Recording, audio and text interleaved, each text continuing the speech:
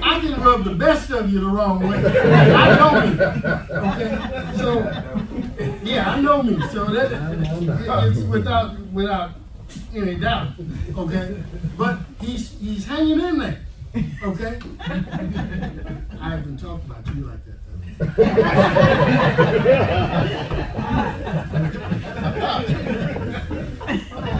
But you say he lied.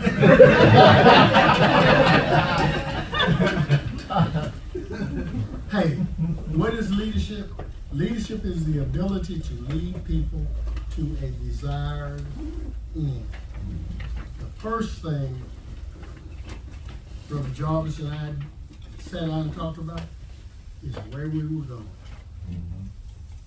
Okay? We agreed on that.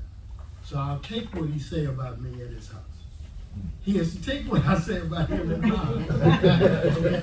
As long as we get to the end.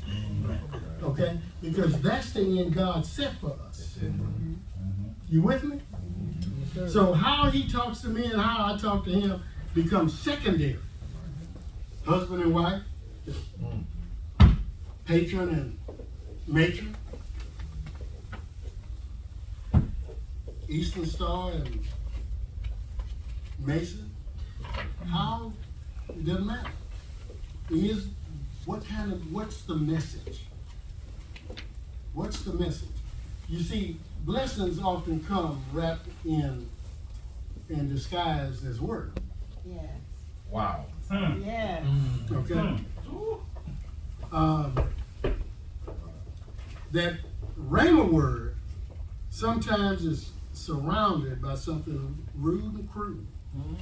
And if you focus in on the surrounding, you don't get to the content, which is that word you need to move you forward.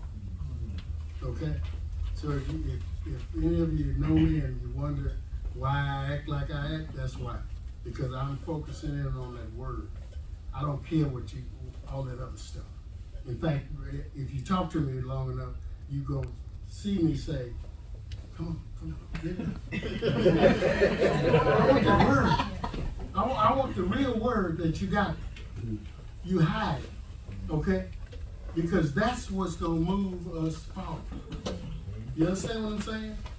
It tickled me because I tell people all the time, I say, I got things to do. Come on, man, let's move along. I got things to do. I ain't got much time. These niggas start out talking about dying. No, that's not it. I want to get to the next thing God has for me to do. Let me finish this real quick so I can get to the next thing. Okay? And that's the way you should live your life. So, okay.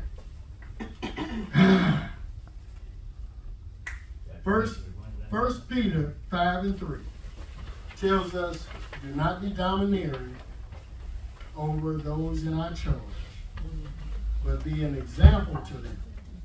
Leadership, folks, requires study, prayer, and application.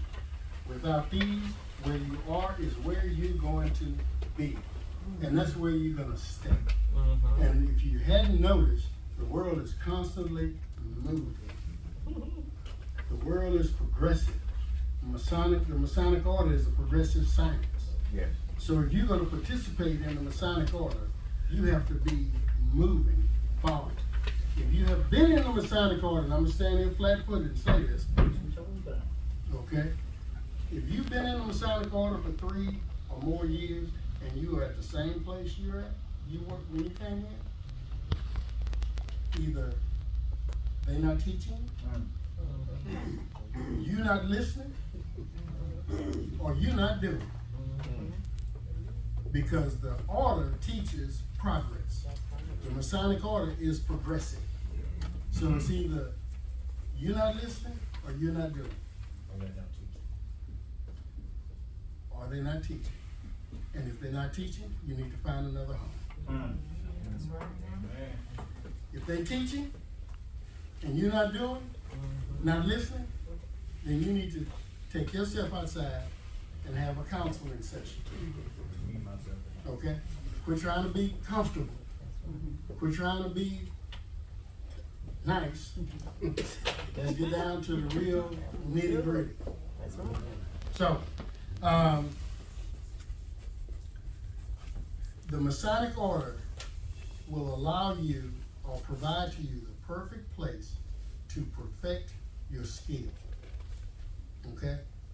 And each person, each one of us, when God blew his breath into us, he blew into us a seed of greatness. So you have to identify what your passion is, and your passion will identify what your purpose is. Okay?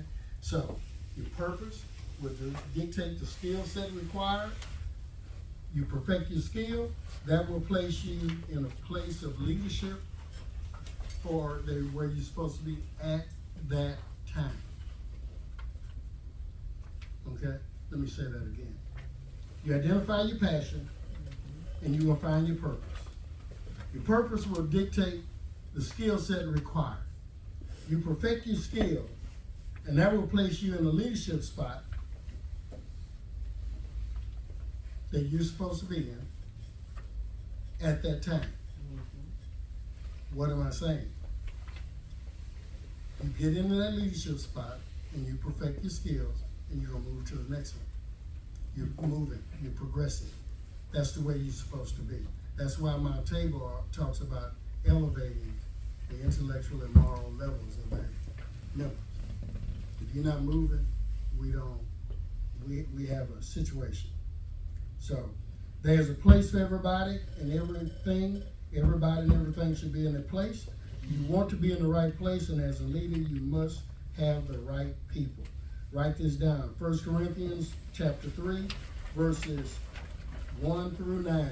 I'm going to tell you this, and we're going to take a break. 1 Corinthians chapter 3, verses 1 through 9. Paul talks about how I plant. Paul says he plants, okay? And then he says, and Apollos water. Yeah. Yes. Yes. Okay? Remember the Trinity? Father, Son, Holy Spirit. Yes. In the lodge, you got three. In the chapel, you got three key. Okay? One plants. The other two should water. Think about it. If your senior warden and your junior warden is not watering what you're planting, Come on. you need to get rid of it. Okay? That's right. Flush it. Bottom line. Because remember, ultimately, you got a place to be. Okay? You gotta take that serious. See, if this man is in my lodge, at least part of his lifestyle, at least part of how he's living, falls under my responsibility. I gotta take that serious. I can't let him deter me from teaching this man. So I need my Apollos to come and water what I'm planting.